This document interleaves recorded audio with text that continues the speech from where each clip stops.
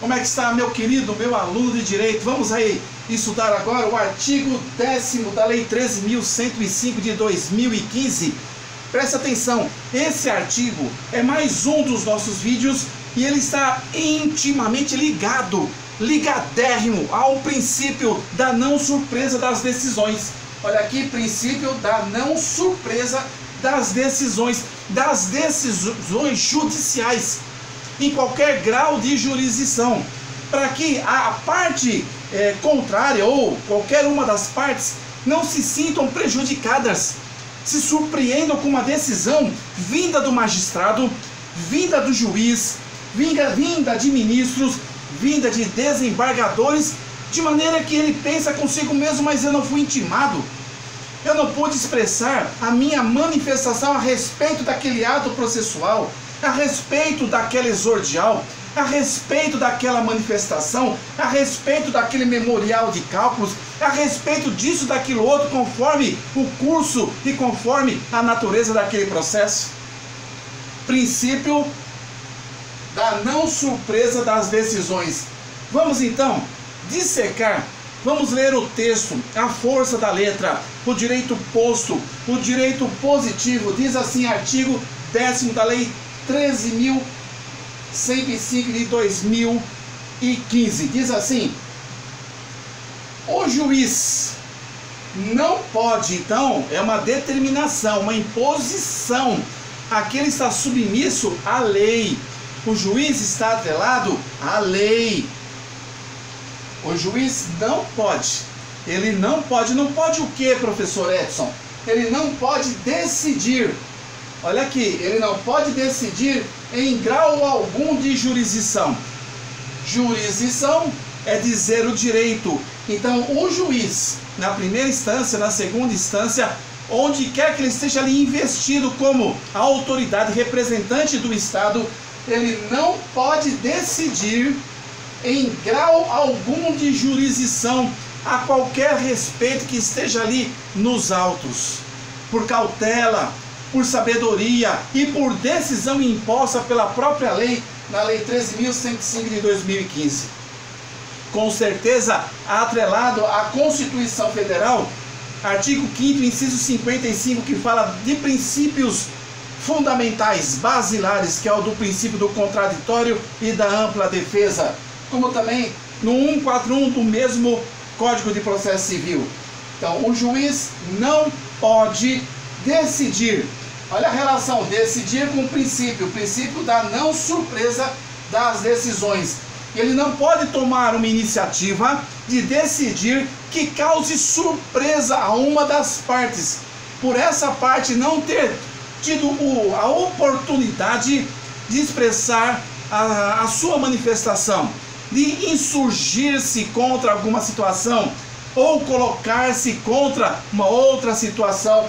Ele não pode, em grau algum de jurisdição, em grau algum e nem em justiça especial, como por exemplo a Lei 9.099 de 95, a Lei dos Juizados Especiais, com base em fundamento a respeito do qual não se tenha dado às partes oportunidade de se manifestar. O artigo 10º está intimamente ligado com o artigo 7º, que nós já fizemos um vídeo a respeito. O 7º diz: é assegurada às partes paridade de tratamento em relação ao exercício de direitos e faculdades processuais, aos meios de defesa, aos ônus, aos deveres, às aplicação de sanções processuais, competindo ao juiz zelar pelo efetivo contraditório. Olha o casamento também com o artigo anterior, o 9º. Não se proferirá a decisão, quem? Juiz. 9º, não se proferirá a decisão contra uma das partes sem que ela seja previamente ouvida. Como que ela vai ser previamente ouvida? Não basta apenas a parte distribuir uma ação e achar simplesmente sem a citação que o juiz possa decidir de ofício, não. Existe ali a importância de dar razão à parte contrária, de poder o quê? Defender-se através de uma citação válida. através, no curso do processo, de intimações, para que a pessoa possa tomar ciência o porquê que estão ajuizando a ação contra ela, com base na contrafé, que é uma cópia da petição inicial e as provas juntadas nos autos, poder entender o que está acontecendo e ter paridade, segurança, igualdade para ir de encontro, para defender-se, para insurgir-se a respeito daquelas alegações. E também a réplica que o autor pode fazer a respeito da contestação. A importância daquela balança de 2 pesos e 2 medidas.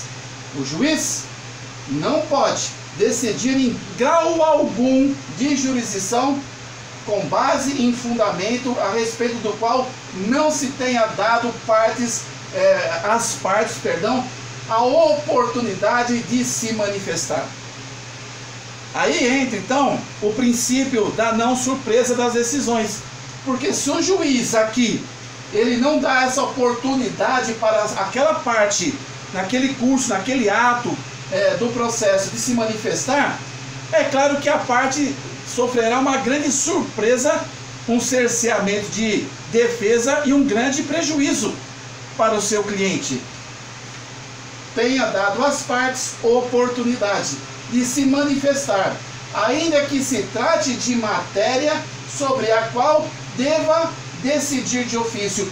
Mesmo que ele possa decidir de ofício, é muito importante que ele leve em consideração a proporcionar, a dar oportunidade daquela parte, ou no polo ativo ou passivo, de manifestar-se a respeito, para que realmente o princípio do contraditório, o princípio da ampla defesa em grau recursal, possa realmente ser ali conferido por direito, certo? Prestou muita atenção nesse sentido? Então, os princípios que nós temos aqui no artigo 7º, 9º e 10º está intrinsecamente ligado ao contraditório, como também à ampla defesa. No artigo número 5º da nossa Constituição Federal, no inciso 55, nos fala a respeito, tanto no âmbito administrativo como no âmbito processual, a respeito da segurança do princípio do contraditório e também da ampla defesa. Pois bem, para que possa então ser buscada a efetividade da balança da justiça, a citação é muito importante, é o início de tudo, para que a outra parte possa manifestar-se a respeito. As intimações é algo que o advogado tem que ficar muito atento, porque nós estaremos lendo aqui, deixa eu aproveitar que o meu computador está sobre a mesa, a respeito da intimação, a importância de conhecer os prazos, a importância de não perder os prazos para que não ocorra a preclusão temporal, deixar de se manifestar-se por inércia, por desídia, porque você deixou o cachimbo cair. Isso pode trazer um enorme prejuízo para o seu cliente. Preclusão temporal. Olha aqui, no Direito Net, publicado aqui na internet, diz assim, eu peço licença aos meus alunos para ler esse texto importante, a respeito da preclusão temporal. Então, o juiz, dentro do que diz o texto posto no artigo 10, ele então, não de ofício, mas ele proporciona à parte o direito de manifestar-se. Ele então pede ao escrevente do judiciário que, pelas vias de publicação, através do Diário de Justiça Eletrônica, intime aquela parte para se manifestar dentro do prazo processual, e ela assim não faz, aí é diferente. Então aquela parte não está sendo surpreendida por uma decisão. Ela na verdade foi avisada, intimada, ela tomou conhecimento por publicação, caiu na caixa de e-mail daquele advogado, identificado pelo Tribunal de Justiça, e ele por algum motivo que não deve ser adotado por você, meu aluno de direito, perdeu a oportunidade de manifestar-se a respeito daquela intimação. Agora, existem situações supervenientes que façam com que a perda da oportunidade ela é justa. Por exemplo, hipoteticamente, um falecimento de um ente querido, um acidente, uma enfermidade, qualquer outra justificativa plausível. Então você peticiona nos autos, juntando os documentos legítimos, contundentes, verídicos, pedindo a devolução daquele prazo para que você expresse sua manifestação pelos motivos e documentos juntados nos feitos. Pela apreciação do juiz, vendo que realmente o assunto ele é justo, que o pleito é verdadeiro, o juiz então, no seu poder, dever, na sua autoridade, ele então te devolve o prazo para que você no novo prazo possa exercer a sua manifestação e não prejudicar o seu cliente. Presta atenção aqui, o que diz o seguinte artigo. Preclusão é a perda do direito de se manifestar. Então o juiz respeitou o direito da parte, intimou-a. Mas no caso aqui, hipotético, é a perda do direito de se manifestar no processo. Isto é, a perda da capacidade de praticar os atos processuais por não os ter feito na oportunidade devida ou na forma prevista, no prazo processual, no tempo correto. É a perda de uma faculdade processual, isto é, no tocante à prática de determinado ato processual. Diz mais, apenas mais um parágrafo. A preclusão refere-se também aos atos judiciais e não só aos da parte. Para as partes, a preclusão pode se dar quando o ato não for praticado dentro do prazo estipulado, preclusão temporal. Quando houver incompatibilidade com o ato anteriormente praticado, preclusão lógica. Ou quando o direito à prática daquele ato já houver sido exercido anteriormente, preclusão consumativa. Eis aqui o comentário do artigo 10, né? E todas as situações que podemos extrair daqui a respeito, então, do princípio da não surpresa das decisões. A responsabilidade do juiz aqui é grande nesse sentido, como também a do advogado quando é oferecido a ele em relação a algum ato processual, a oportunidade sob condição de prazo de manifestar-se, ele deve fazer, e não fazendo, justificar.